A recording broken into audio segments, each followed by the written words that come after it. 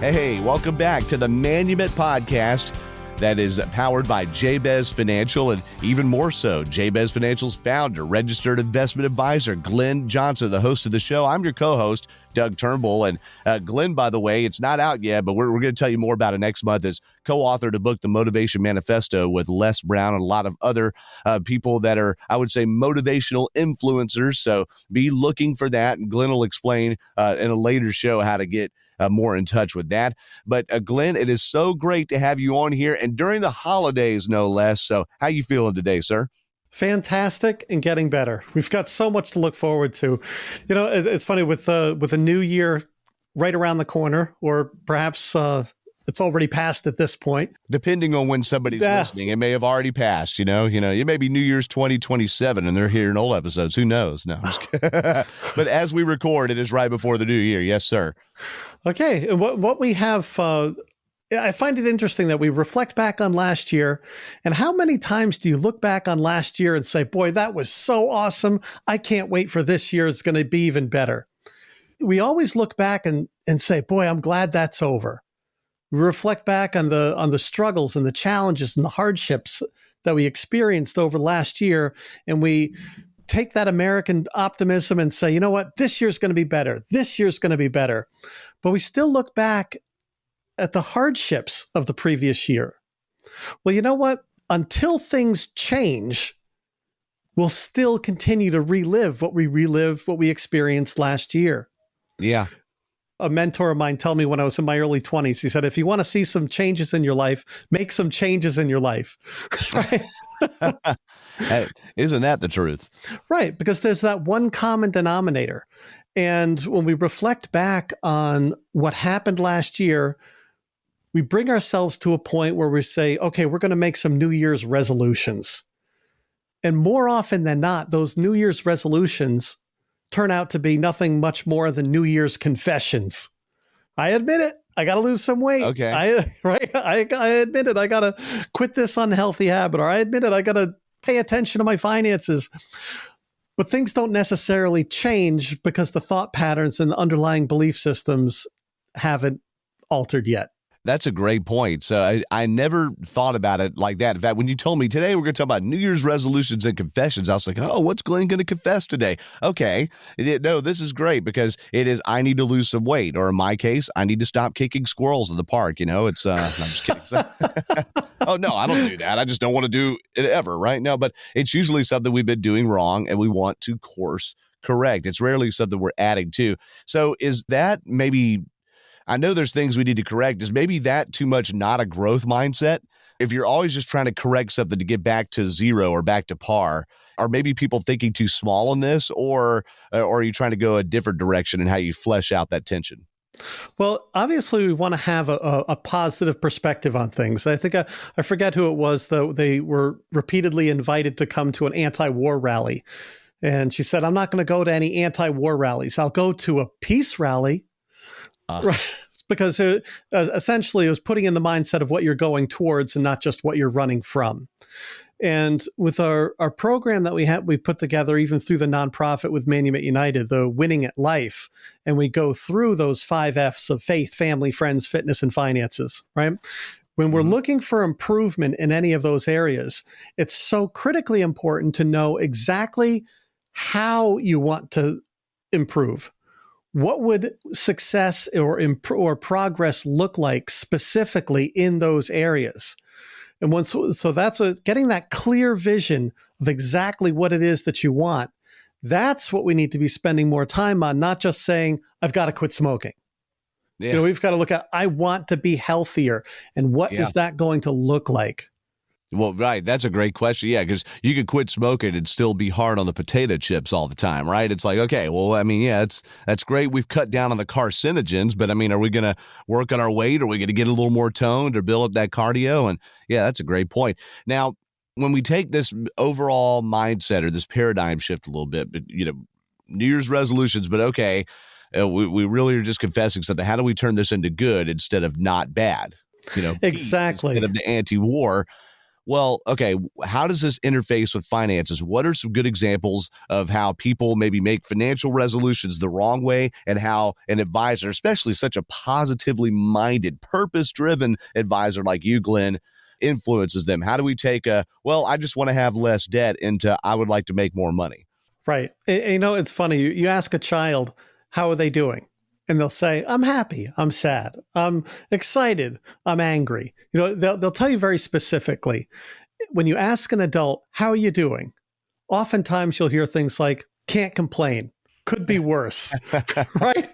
The reference point is negative. It's just not negative, or fine. Oh, all right, that's good. Fine. But how often do you meet an adult and say, how are you doing? And say, you know what? Fantastic. And I'm excited about life. Tomorrow's going to be even better than yesterday, and yesterday was an awesome day. The perspective is coming from a different place. So then when you think about setting those goals and establishing exactly where you want to see that growth and development, it's not a matter of just avoiding the negative. Get a clear vision of what it is exactly that you want, and then put a price tag on it. It's funny. I was talking with a client the other day, and they said, I really want more time. And it's like, okay, well, how much is that going to cost? Put a price tag on it. Yeah, that's a good point. Once you put a price tag on it, well, if I want to have more time with my family, I want to go on more vacations, all of these things that resonate with us, more often than not, we can put a price tag on it. And whether it's an asset that's going to spill off enough income on a consistent basis where you can buy back time permanently, or if it's just something that you're saving up for. We want to look at what it is that you want, and then determine what type of asset or what sort of cash flow would you need in order to obtain it. Yeah, that's a great point. And so what is an example then of maybe the wrong kind of financial goal, or multiple examples of wrong kind of financial goals that people make? So they finally decided they need to change course. They come to you, they ask questions. What are some of the wrong goals?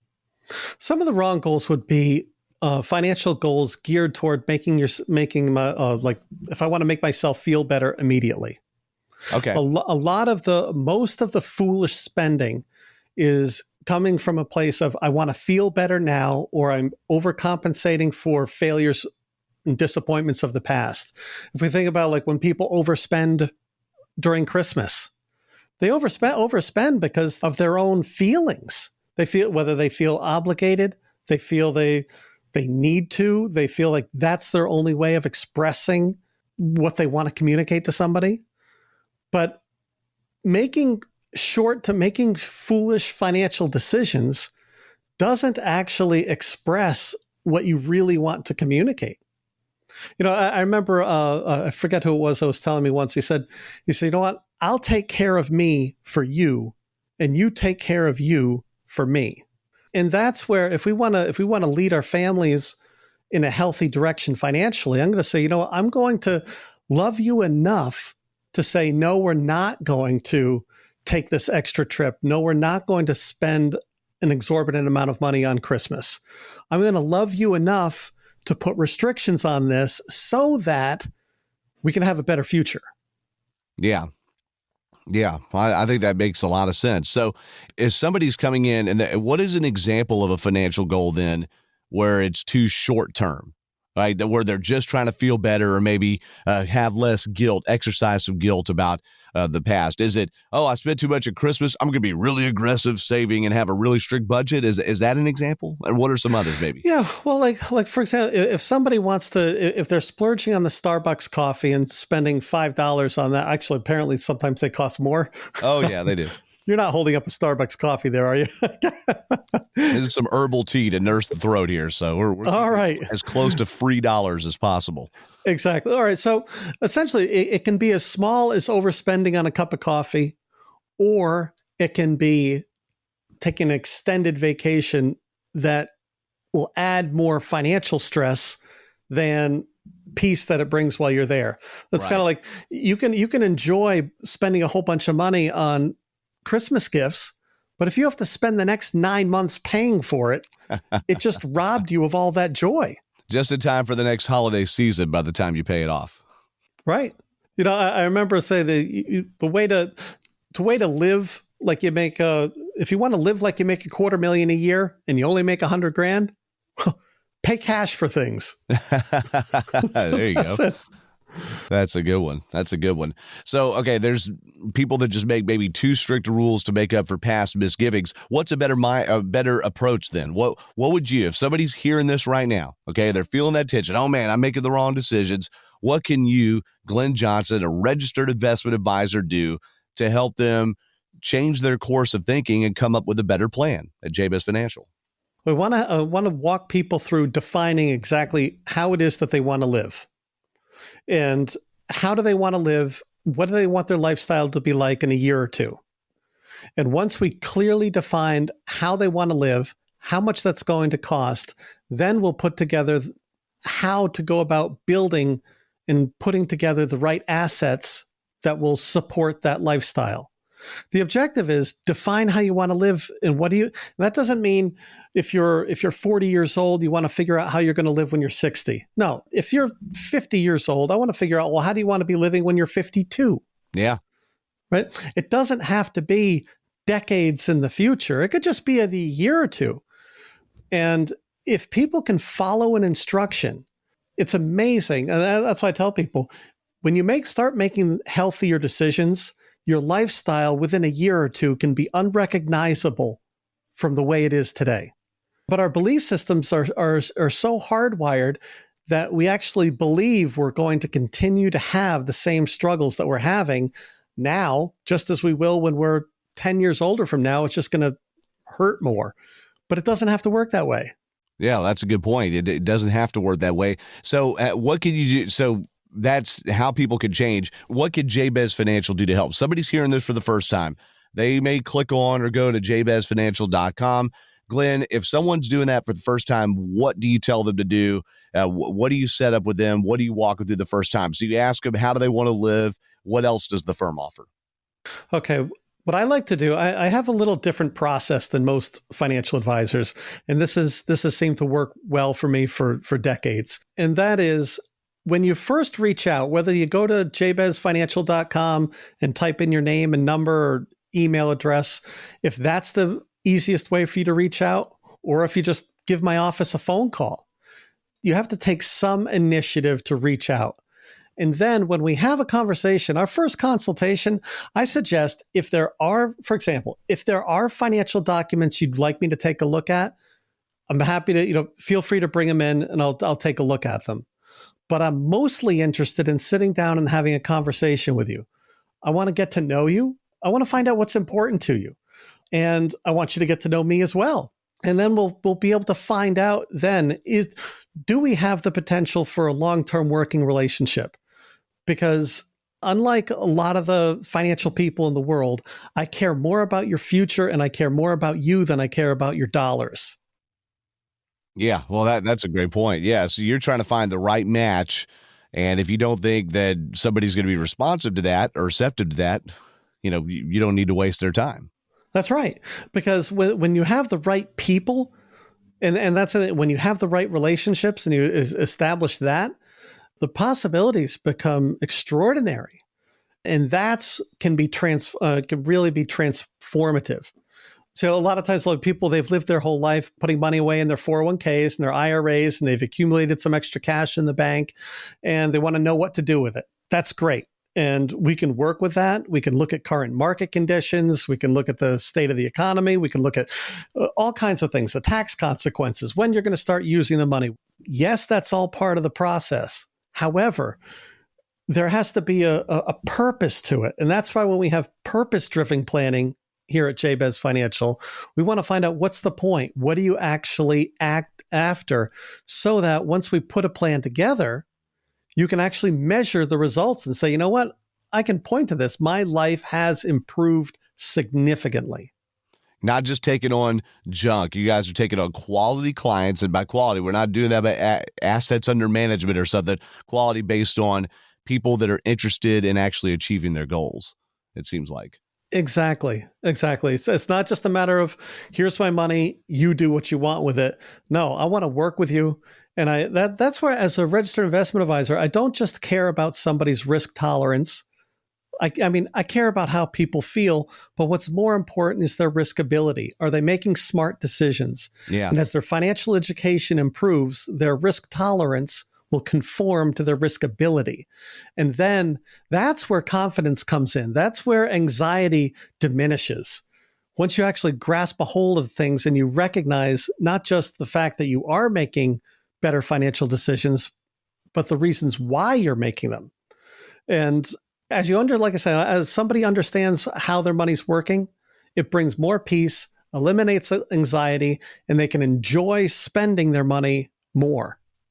That's a great way to maybe round that off there, Glenn. Well, thank you so much for explaining that. So if you feel like you need some guidance here, maybe you think Glenn's a great match, you want to find out if Glenn and the team at Jabez Financial are the right match for you, go to jabezfinancial.com. You can dial 860-390-0093. Or, Glenn, I'm going to throw this out because you said it yourself. They can email you, right? Yes. Sometimes it's easier to just go to jabezfinancial.com and type in your information, and I'll be happy to reach out to you. I know it's awkward sometimes calling somebody you've never spoken to or haven't been personally introduced to yet. And so going through a website and putting your name out there, and open up the door.